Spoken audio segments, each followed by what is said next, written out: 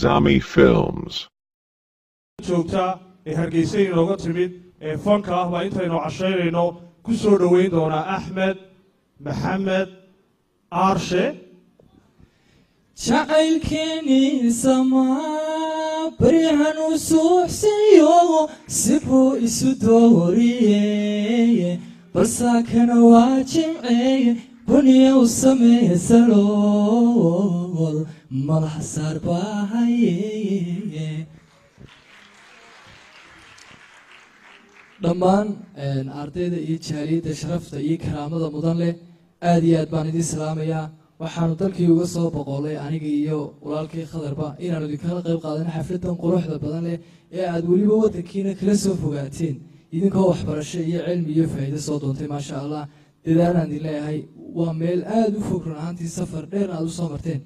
ceeb maaha inaad safar intaa lee gasho laakiin waxaa ceeba inaad waxba kala noqon weydo markaa waxbarashada ku dadaalo dalkiini iyo idinka iyo waalidkiinba si aad u anfacdaan aad baan idiin salaamaya waxaa kaloon halkan aan idinka sidaa salaam kooxda xidigaha geeska ugu horeeyo abwaankii weynaa ee ruuxiga ahaye kooxda xasan saleebaan dhuxul absaalax ninkii musiishanka ahaye aada wada garanaysaan axmed uul ibraahim forele iyo dhammaan koox badan oo aad magacyadooda xataa idinku inaad igaga horeysaan laga yaabo sidaan magacyadooda u sheegi lahaa aada iyo aad baad mahadsantihiin maasha allah xafladuna way inoo bilaabmaysaa waana inoo furan tahay xaggii heesahana waan wadaynaa ilaa caawa aada iyo aad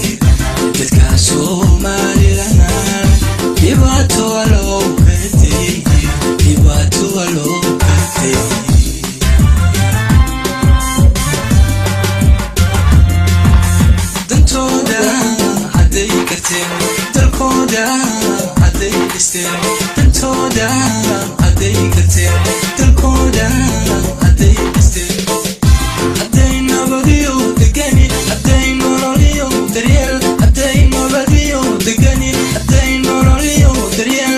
hadday ku waleendada dadka Somaliland dhibaato loo geystay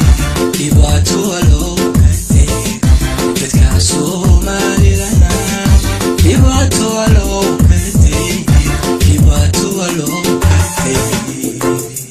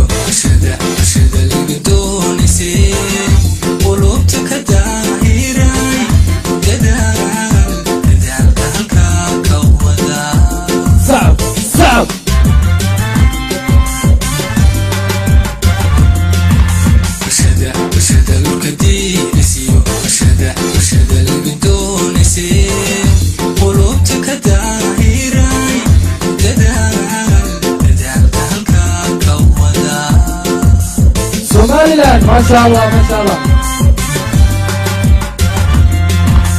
دنتودا هدي كرتين دلكودا هدي دستين دنتودا هدي كرتين دلكودا هدي دستين هدي نوريو دريال هدي نوريو دقني هدي نوريو دريال هدي نوريو دقني هدي كويلين ددا dadka Somaliland dhibaato loo geystay dhibaato loo geystay dadka Somaliland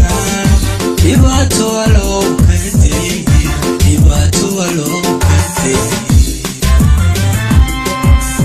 صعب آمين dhibaato loo geystay tooda hadday karteen dalkooda hadday dhisteen dantooda hadday karteen dalkooda hadday dhisteen hadday nabadiyo degani hadday nololiyo daryeel hadday nabadiyo degani hadday nololiyo daryeel hadday ku waleendada dadka Somaliland dhibaato loo geystay dhibaato loo geystay dadka Somaliland dhibaato loo geystay dhibaato loo geystay